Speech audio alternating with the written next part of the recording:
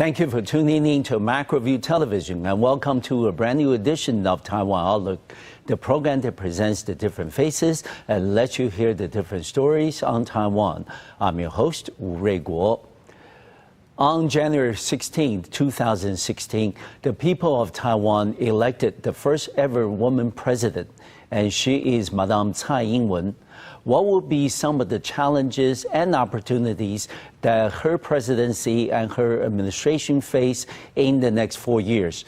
We're going to find out on today's program because we are delighted to have as our special guest Mr. J. Michael Cole, who is currently a non-resident senior fellow at the China Policy Institute of the University of Nottingham in the UK. Welcome to our program, Michael. Thank you very much. It's a great pleasure to be on the show. Well, it's a pleasure to have you on the program. Michael, first, we were talking before the program started that you speak very well Chinese Mandarin. So tell us a little bit about yourself and why and when that you came to Taiwan first. Well, 中文还好. You're too modest. I came to Taiwan about 10 years ago. Okay. The plan was to be here for 2 or 3 years, learn Mandarin. That was 2005. That was a time when a lot of people all over the world were truly starting to ask questions about what would be the impact of China's rise on the region and on a more global scale as well. Of course. I was at the time working for the government in Ottawa, in Canada, and decided to come to this part of the world to learn more about what was going on here. But given the issues that I was interested in, primarily military and security intelligence, I knew for a fact that I could not move to China to look at those issues. I would probably end up in jail. Yes. But I had heard that there was this wonderful island nation next door where it was truly possible to look at those issues. And then after 2 or 3 years, fell in love with the place. It became my new home. And career-wise as well, it turned, it was mutually beneficial. Absolutely. Good. All right. And we also understand that, Michael, in addition to being the senior non-resident fellow, that you are also the chief editor of Newslands International. Can you tell us a little bit about that organization and what you do for them as the chief editor? Absolutely. Well, Newslands was launched, the Chinese language service was launched 2 or 3 years ago. And they have been doing very well. The team has grown exponentially over the years.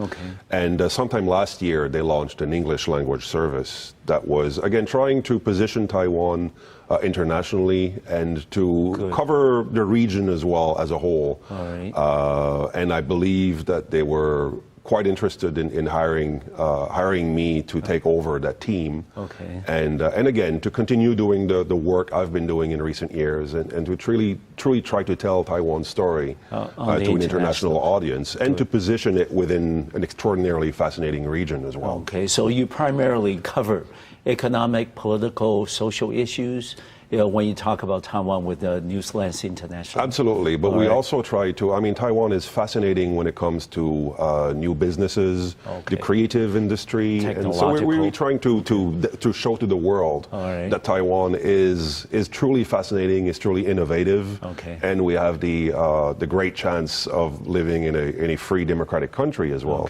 So it has implications for freedom of expression and creative minds and all that. So, but there's definitely a large component of politics as well in cross-strait relations and all that. Terrific. And Michael, we know that on January 16 this year, that Taiwan made history. You know, we have elected the first ever woman president in the Republic of China on Taiwan. Of course, she is Madame Tsai Ing-Wen, and she won the presidential race by a very significant and sizable margin. Can you then tell us, as an observer of Taiwan domestic politics and economics, can you tell us what does her victory mean for Taiwan's continued, democracy? Right. Well, first of all, regardless of who wins an election, it's always a success for Taiwan and its democracy when we have a free, non-violent, transparent transition of power. So that, again, I mean, Taiwan has accomplished this a number of years, number of times now over the years. And this is something that, regardless of who they voted for on January 16, this is always a victory for Taiwan. The fact that we now have a female president is also something that was very, very intriguing to international audiences. A bit less so in Taiwan, where my sense is that gender was not so much an issue. Okay. And as long as the leader, the future leader, was seen to be qualified, that was good enough for voters. But no doubt internationally, again, it sends a signal that Taiwan is a progressive society, a very young democracy that very quickly had the ability to empower female politicians, and so much so that one of them could become president. So that's quite extraordinary. It generated a lot of attention within the region as well. Several observer missions came from within the region, from countries like Malaysia, Mongolia, Singapore, Philippines. And I've had a chance to interact with a number of those individuals and delegations, and every single one of them is so fascinated with Taiwan. And they're learning things, and they're bringing those practices back home and hoping to implement them.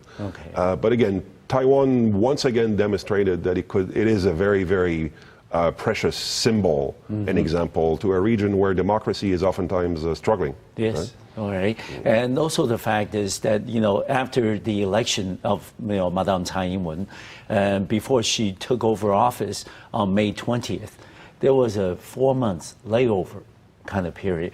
A lot of people say that, for a young democracy and for a small place like Taiwan, this might have been too long. What is your view? A lot of experts do believe that it is too long.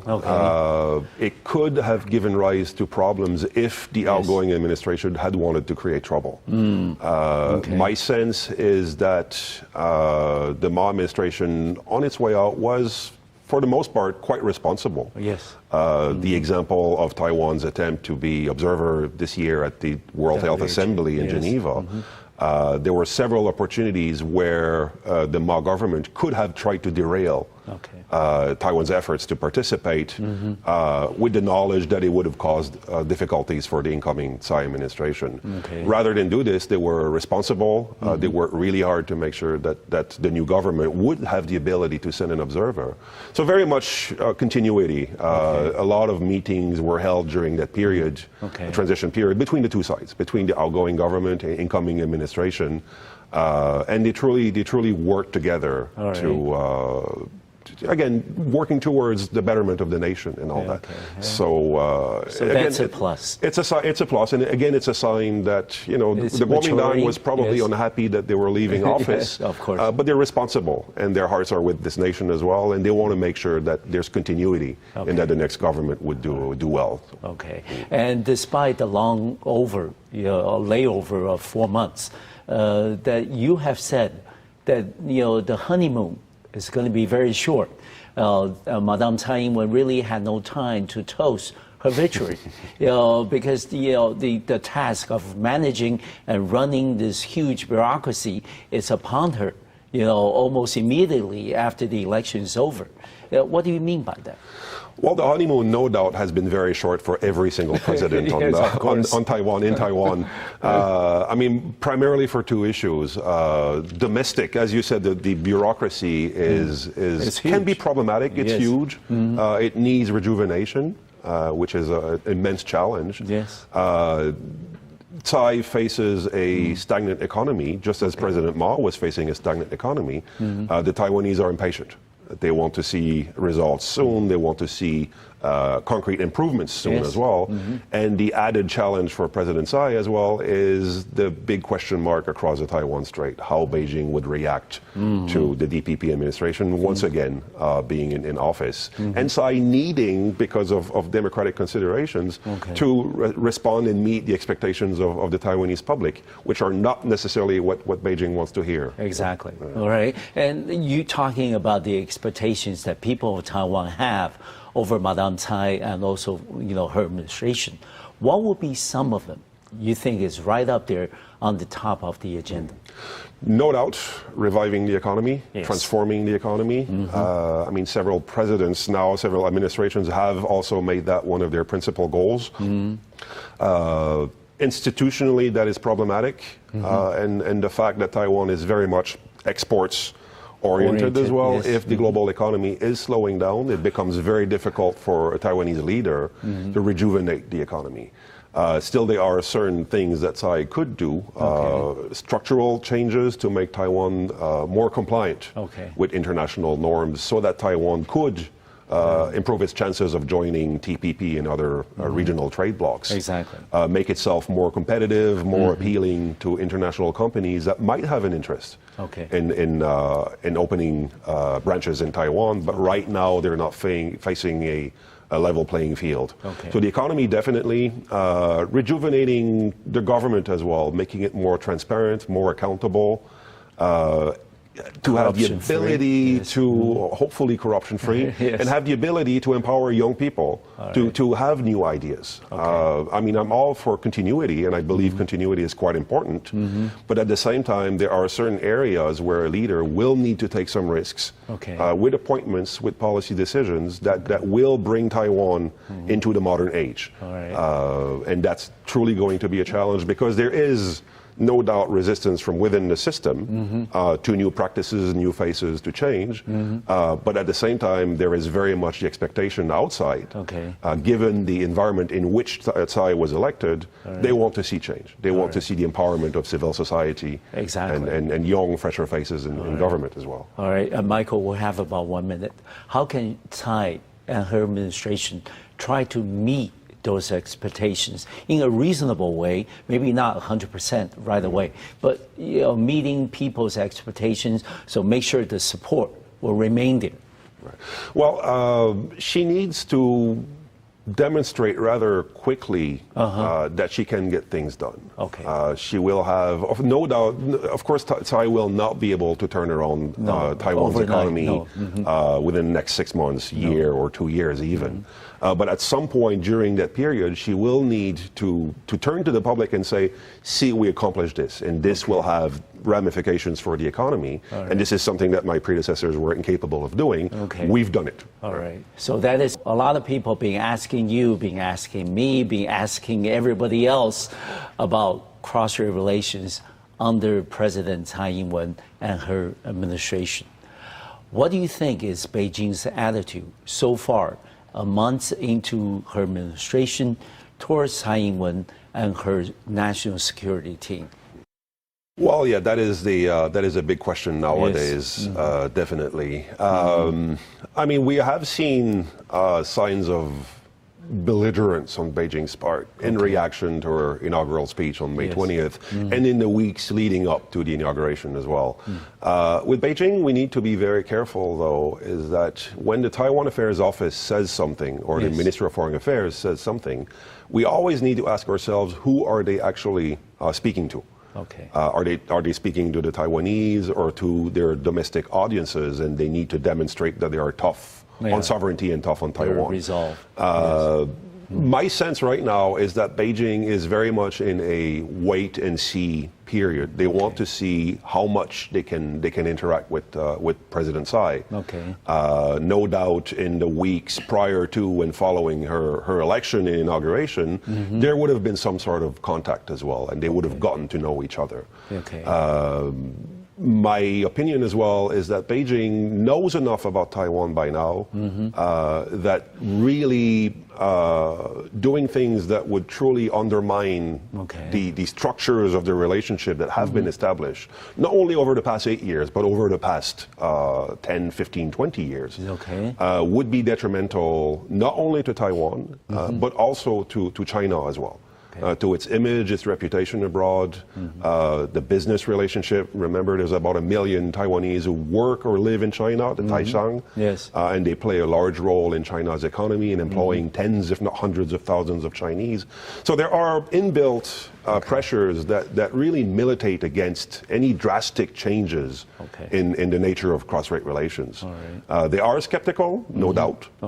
They want to see Tsai say certain things that would give them ammunition probably back home and all that. Excuse, exactly. But ultimately, there's several pressures that would encourage continuity and the two sides to find ways to sit down and engage in constructive negotiations. All right. And Michael, before the May 20th inauguration of President Tsai Ing-Wen, everybody's attention was on what she was going to say on that day. The inauguration speech, according to local public opinion polls, I think the majority of people in Taiwan were happy with it. However, that apparently was not the feeling in Beijing, because according to statements released by the Taiwan Affairs Office, TAO, they felt the inauguration speech was an incomplete answer sheet. And what do you think they meant by such a phrase? And what would be some of the possible decisions and the policies they're thinking of making changes vis-a-vis Taiwan? Well, if I had been President Tsai on May 20th, I would have wished that I could give two different speeches. One aimed at the Taiwanese audience, and the other aimed at China international community. Unfortunately, she only had one speech. Opportunity, yes. And it was very clear that ultimately that speech is addressed at the people who put her in power, yes. the 23 million people of Taiwan. If we look at the distribution of issues during that speech, about 4/5 are addressing domestic issues and the things that, again, Taiwanese voters, Taiwanese society want their new leader to address and try to fix over the next 4 or possibly 8 years. Evidently, Beijing was hoping to hear substance on cross-strait relations. But even there, in the 1/5 of her speech that she dedicated to cross-strait relations, once again, she repeated what she had already told earlier this year, that there is a historical fact that there was a meeting between negotiators back in 1992. She also very much emphasized that the future of cross-strait relations would occur under the framework, under the context of the ROC Constitution as well. So she made accommodations, symbolic accommodations to Beijing that my sense is that should be sufficient. It should give enough to President Xi Jinping and the Chinese Communist Party to have the ability, to have the room to meet Taiwan halfway. I mean, we need to realize that this is a tango, this is a relationship. The two sides need to demonstrate their ability to accommodate. And Tsai has the advantage or disadvantage, depending on how you look at it. She is accountable democratically to the people who put her in office. It's a little more easier for the Chinese leadership to dictate what is in the best interests of the Chinese, because they do not have to run for elections and all that. Now, as to possible adjustments that China would make following Tsai's inaugural speech, well, that remains to be seen. It will take a few months before we start seeing changes, if indeed there are changes. Changes coming. All of this will be contingent on the individuals that Tsai puts in agencies like Mainland Affairs Council, but also, very importantly, the Straits Exchange Foundation, the semi-official agency that is in charge of negotiating with China. And I don't know if this is a fair question to you, but Michael, you've been observing Taiwan, domestic politics and cross-strait relations for many years. How do you think, given that President Tsai Ing-Wen comes from a background with the DPP, how can she best manage cross-strait relations? There's been a lot of suggestions made, not to touch on the fundamentals, but we know that status quo is never static. Things are changing all the time. So how can she best manage cross-strait relations in the next 4 to possibly 8 years? With creativity, with a certain amount of caution as well. My sense is that she has strong enough a mandate given her by Taiwanese voters, and that she can draw certain lines that should not be crossed when interacting with Beijing, with China, and when making concessions. Again, the art of diplomacy is also the art of making concessions, and Tsai will no doubt have to make concessions when it comes to dealing with China. But again, as I said earlier, it should be emphasized that at some point China also needs to make concessions. She will be negotiating from a position of strength because of the regional and the global global context as well. Yes. In recent years, as we all know, China has done certain things in the region and domestically as well, in Hong Kong, across China, in the South China Sea, in the East China Sea, that have alienated a number of countries and partners that just a few years ago were quite amenable to Chinese behavior and were willing to look the other way when it did certain things that that we thought might not be the rise of China proper. The context now should give Taiwan a little more room to maneuver as well. Yes. They're going to have to be very careful. You don't want to engage into adventurism or I don't know, hold a referendum to change the constitution or the official name of the nation. But those are unnecessary anyway. I think President Tsai already made it clear that the ROC is a sovereign state. It exists as a legal entity, and her job right now is to focus on nation building. And the more that you accomplish nation building, the stronger that Taiwan is economically, socially, culturally, the better equipped it will be to negotiate the very, very tough relationship with China. So a lot of a large component of her cross-strait strategy, ironically, should be focused on making sure that her house is in order and that she has not alienated civil society, for example, that could weaken her administration in its ability to face the China challenge. All right. One thing that she probably sometime in the future will probably need to confront directly or indirectly is the so-called 1992 consensus.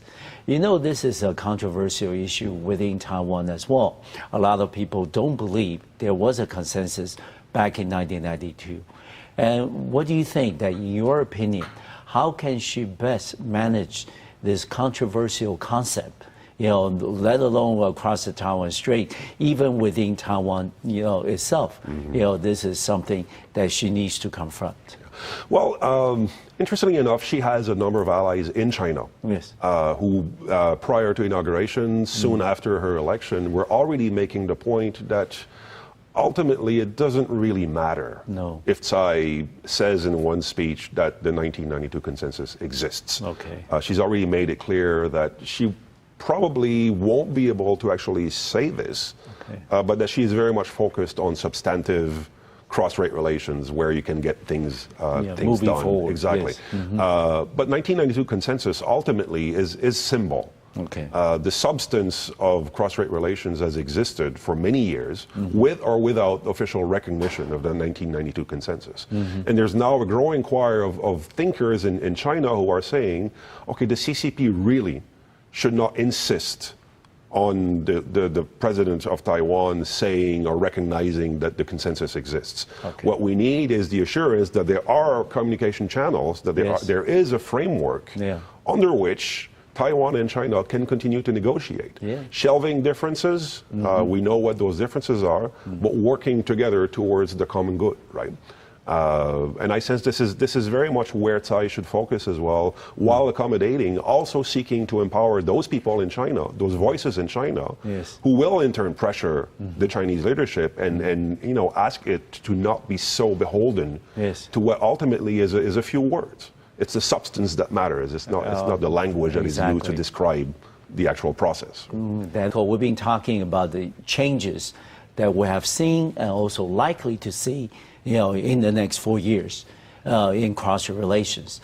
And one thing that people compare the 8 years under Ma administration vis-a-vis cross-strait relations to the couple months under President Tsai Ing-Wen is that the cross-strait relations is moving from a period of hot peace, when things are very lively, a lot of exchanges and things at different levels, now into a period of cold peace.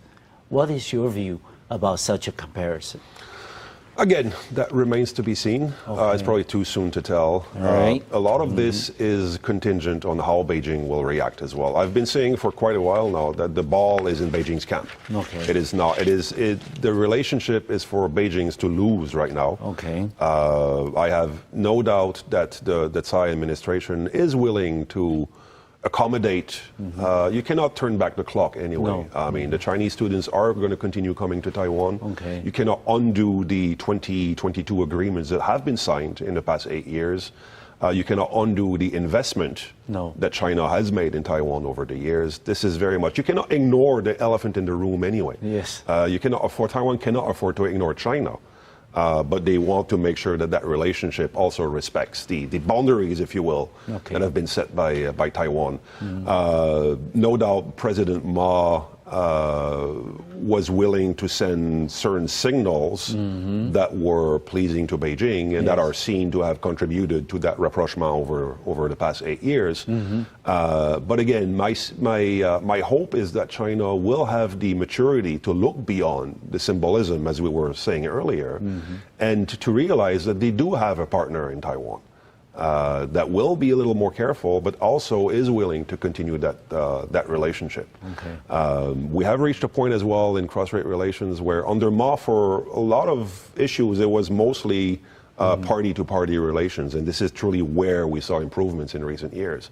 But there are still many levels, many aspects or segments of society that are closed off to China or to Taiwan, on the cultural side as well, and all that. So there's a lot of work to be done, and again, in liberalizing that relationship, and hopefully also finding occasion to educate the Chinese a little more as to why the Taiwanese feel that they have a distinct identity and currently have no intention or interest in becoming part of the People's Republic of China. Yes, and I suppose that you have read an article recently by a PLA official by the name of Wang Weixing, who has, written in the article saying that, Madame Tsai Ing-Wen is likely to be very emotional and extreme because the fact that she is unmarried and really has no family of her own.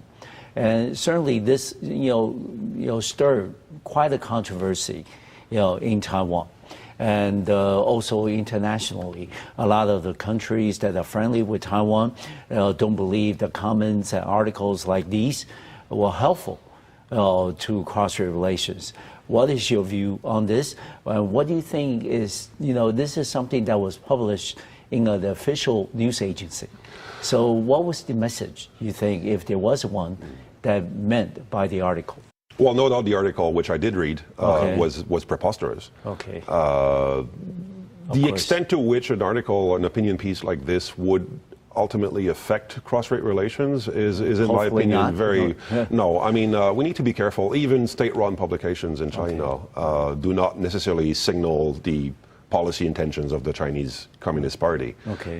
Newspapers there also are in the business of selling newspapers. And over the years, there have been several instances, oftentimes retired or serving members of the armed forces in China, who will make truly alarming comments with regards to the South China Sea, turning it into a sea of fire. Some people have threatened to lob nuclear weapons on Tokyo over the Senkaku Diaoyu ties. Is this a signal, is this an indication of official policy in Beijing? Obviously not. No.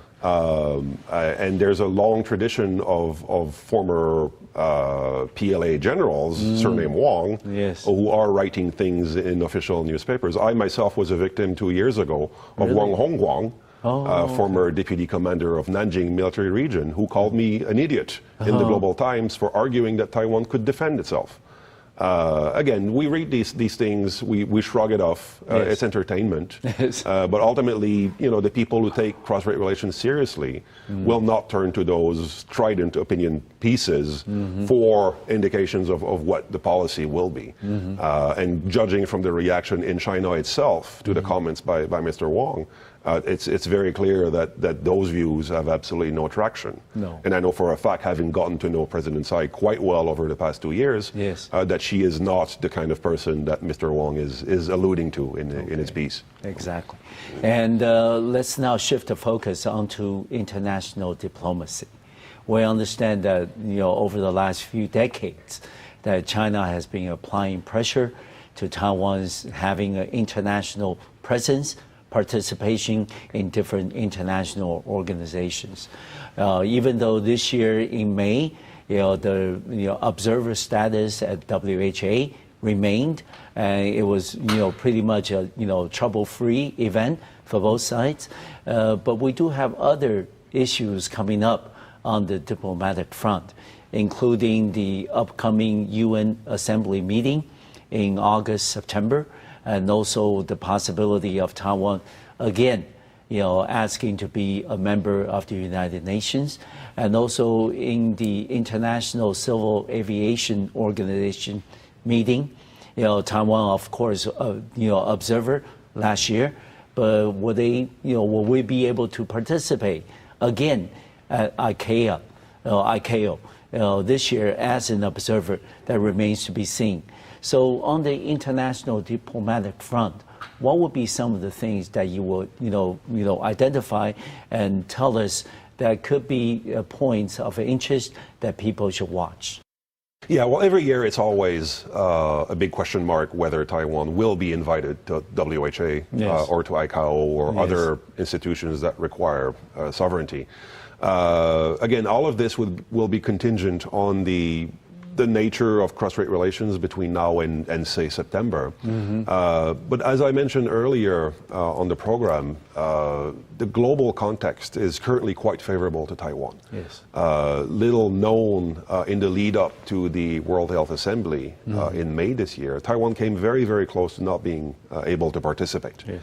But there was a lot of work that was carried out behind the scenes, again, by people who were still in the Ma administration, by the incoming Tsai administration, but a number of allies, Canada, United States, European countries, France, UK, were quite involved in making it very, very certain to the WHA, to the UN, to other countries that Taiwan had to be able to participate at the meeting.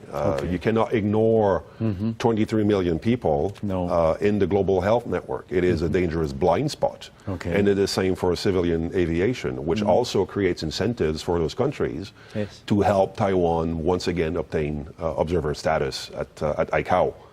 It is quite important that again, I mean, Taiwan is an important air corridor in the region. There are millions of travelers transiting through Taiwan or coming to Taiwan every year. Again, this is a safety issue that does not only affect Taiwanese, but the international community as well. As long as Taiwan continues to have good relations with those key countries, with whom it does not even have official diplomatic ties. But again, that really does not matter. Taiwan needs to work even harder in establishing good relations with countries that can actually have an impact at the UN and in multilateral organizations. I would actually counsel that Taiwan internationally should perhaps focus a little less on its official diplomatic allies. I know this is controversial because it has implications for recognition of statehood and all that. But Taiwan in many ways is a postmodern state, if you will, whose ability to engage the community, international community, is not even contingent on its being recognized as a sovereign state. So bilaterally, multilaterally, Taiwan should do a lot more. And right now, my view is that the international community is willing to reciprocate and to assist Taiwan as well. All right. And one thing that people often talk about is, do the people that make the decisions in Beijing realize that by applying extreme, unreasonable pressure to Taiwan's international space can really backfire the strategy, such a strategy in Taiwan? Do they realize this? I mean, what is your view? A lot of Chinese, especially in government, are waging a battle between ideology and pragmatism. Over the years, pragmatism seems to have gainsaid ideology in many respects. When it comes to Taiwan, given the historical baggage, the ideology oftentimes will rise up again. will rise up again. It all depends on which voices will prevail in Zhongnanhai, in Beijing at the moment and in months to come. No doubt there is disappointment in Beijing because there is the impression that we gave so much to the Taiwanese in recent years and look what it got us. Support for unification is the lowest it's ever been and the Taiwanese don't want anything to do with us. That is not true. What the majority of Taiwanese want is normal ties between two peoples who are, members of separate communities, if you will, right? But there is no doubt a sense of betrayal in Beijing that will need to be addressed through robust public diplomacy on Taiwan's part. And again, trying to empower the voices in Beijing that have a better understanding of the conditions that exist in Taiwan and that make it very difficult for the Taiwanese to be part under one country, two systems, for example, of the People's Republic of China. So hopefully pragmatism will prevail in Beijing, and they will realize that alienating Taiwanese, isolating Taiwan, will certainly not win hearts and minds, and will only further consolidate a sense of identity in Taiwan that is distinct from that of China. And Michael, let's now shift focus onto economy. You have mentioned earlier in the program that Taiwan is an export-oriented economy. We need to, trade goods and services with others. How would you think President Tsai Ing-Wen and her economic team will manage Taiwan's continued economic transformation as the world is becoming more technological intensive? Well, as I said earlier, the Tsai administration will need to find ways to better align Taiwan's regulations with international norms. Right now, there are a number of countries and companies overseas that would be interested in investing in Taiwan, but the conditions are such right now that it is very difficult for them to be competitive if they were to open shop in Taiwan. So changing the regulations and combating the resistance that no doubt exists within the current system to make Taiwan more inviting would certainly be something that I hope that the Tsai administration would focus on. There's a lot of talk of reinventing Taiwan's economy as well, being somewhat less export reliant, but more in the the business of ideas and creativity, and that would definitely necessitate greater investment in workshops, in empowering young people who have very tech savvy, who have all kinds of new ideas that have an appeal globally, and perhaps focusing more on branding as well. The reason why Taiwan is often forgotten is that it's very good at building components that go into finished products. But ultimately the finished product itself is probably assembled in China.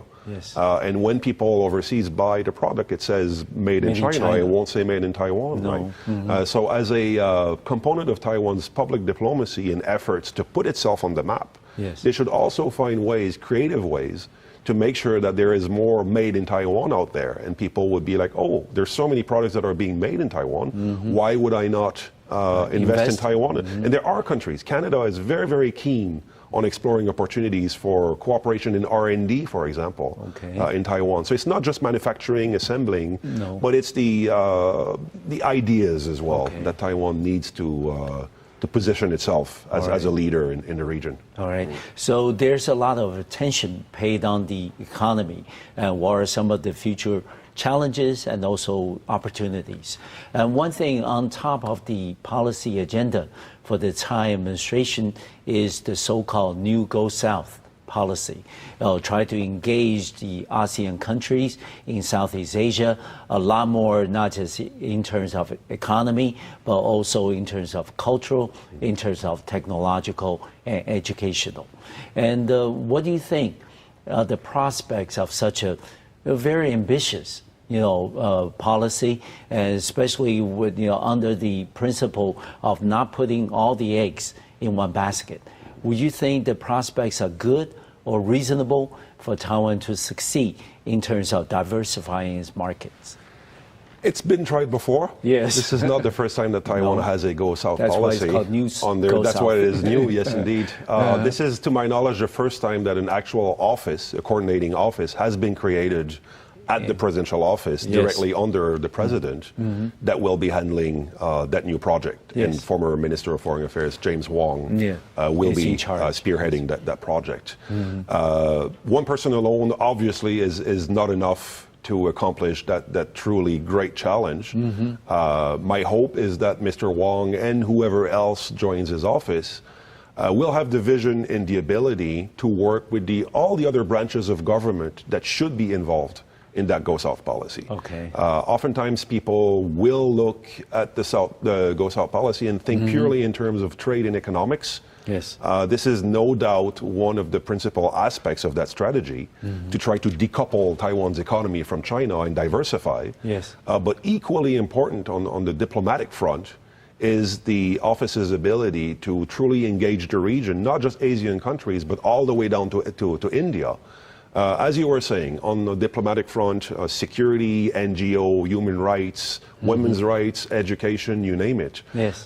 So that is why the office will have, with Minister of Foreign Affairs, Taiwan Foundation for Democracy, will also need to be rejuvenated and have that vision as well, the ability to work with government institutions, semi-government institutions, and truly engage a region that is ripe for the taking right now. As I said earlier, Taiwan is truly an example for many countries in the region. The Council of Asian Liberals and Democrats are truly fascinated with Taiwan. They are willing to work with it. But the southbound policy will, again, need to empower the individuals and agencies in Taiwan that really have the ability to constructively engage those diverse countries.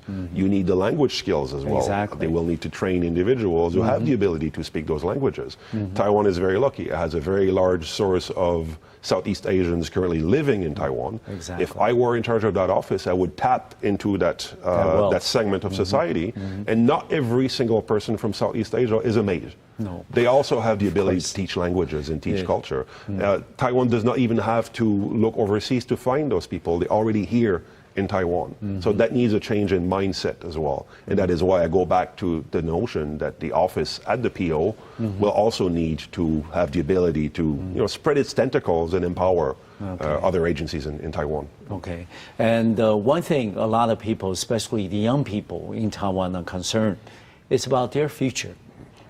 People, of course, often criticize that young people nowadays have an unusually high unemployment rate, and their wages are low. That's why we have the so-called getting the 22,000 a month of NT dollars, which is simply not enough to survive, for example, in the city of Taipei.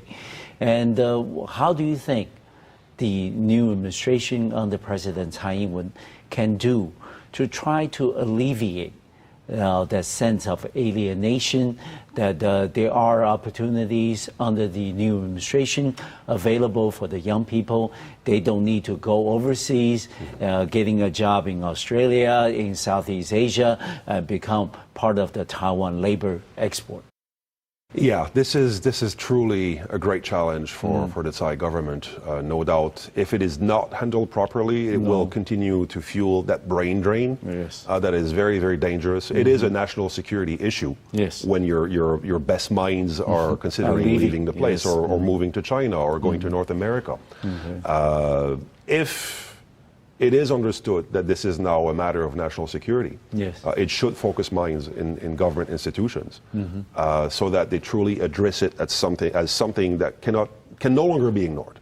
It's not just a matter of raising the basic wage. It's no longer a matter of just making sure that young Taiwanese can afford to buy a home or start a family in Taipei. It is a matter of survival for Taiwan. So you truly need investment in universities, incubation centers. More and more government agencies, institutions should listen to young people. Taiwan is still very much a Leninist top-down society where older people dictate to the young people. That needs to be turned as well. My sense is that officials, educators more and more need to listen to what the young Taiwanese want, what they're thinking, and how they think that they could turn around their country and the economy as well.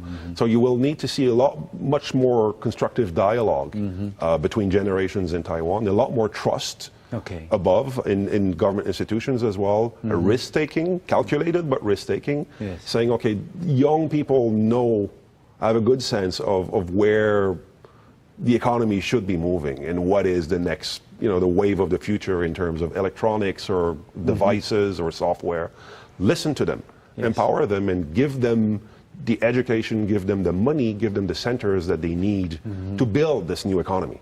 It will not materialize out of thin air, and I really don't think that the current cabinet members in the Tsai administration, who are all in their 60s, truly have the ability to understand where the future lies. So they're going to have to be a lot more trusting. And I hope that she meant it when she was running for election, that she wants to change transform the way government operates and interacts with society. Now her big challenge, as I said, it is part of a national security issue, is to empower young people in Taiwan. Okay. Finally, let me ask you this, Michael. A lot of the issues that we discuss and a lot of the problems that Taiwan faces would need some time before people actually see the results. But you also mentioned earlier in the program that patience is not a virtue shared by many people in Taiwan. How can then President Tsai Ing-Wen and her administration try to balance the two, try to meet people maybe at the beginning or along the way, halfway or incrementally, so make sure that the support, the mandate remains? Well, patience is not a virtue of anyone worldwide. Yes. It's not only a Taiwanese phenomenon. But no doubt, I mean, given the state of the economy, as I said earlier, there is great impatience. And we saw this when Ma was elected as well. And they were hoping that he would have the ability to turn things around. The 633 and all that, it didn't really materialize. Now they're placing their hopes inside. They're hoping she does better. We'll see. But that being said, she will need some deliverables. She will need, sooner rather than later, to demonstrate that she has accomplished certain things. One example would be the resumption of TIFA talks with the United States and actually signing the document and doing what needs to be done to remove the irritants that have made that relationship with the United States difficult to achieve in over several years. Being able to demonstrate that Taiwan can now engage in free trade agreement talks with significant economies in the region globally also is something that she can turn around and say these will have concrete ramifications, impact for our future, for the economy. Otherwise, if she fails to do this within the next 2 years, then she enters the next election cycle. That becomes an issue, and she can no longer focus on these things because she will be busy running for election again. So the next year and a half, President Tsai will really need to put something on the table that is recognizable and that people here will understand has a beneficial impact on their future. All right. It's certainly been a pleasure to have you on the program today, Michael. I want to wish you all the best in your future personal and professional endeavors. Thank you very much. Thank you very much. All right. Thank you very much for watching our program today. I'll see you next time on MacroView Television. Thank you.